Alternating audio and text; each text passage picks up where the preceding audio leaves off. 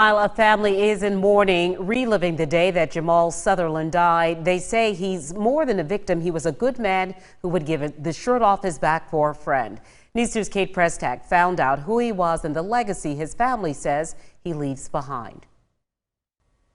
The family telling us they want the Low Country to remember their son and brother for the way that he lived. He was a man of God. How many men you know hollering hallelujah when they're going to jail? Amy Sutherland says her son Jamal was a good, God-fearing man who would give someone the clothes off of his back if needed. Even more, he was bright. Jamal had enough sense to say, "You didn't read me my rights." He may have been mentally ill, but he was brilliant. Jamal's mother noting that his illness did not constitute his death certificate. Mental illness does not give anybody the right to put their hands on my child. That's my child. I love my child. In honor of their child comes a call for action.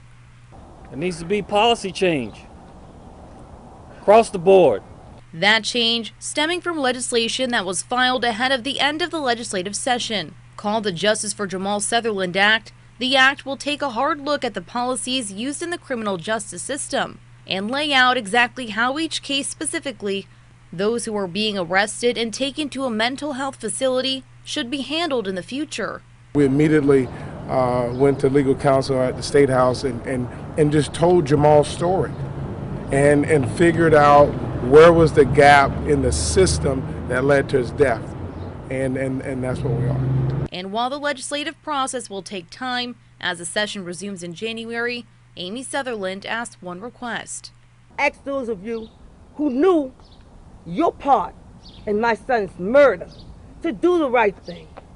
The Justice for Jamal Sutherland Act was just one of the 3 pieces of legislation filed, each touching on aspects from mental health to the criminal justice system.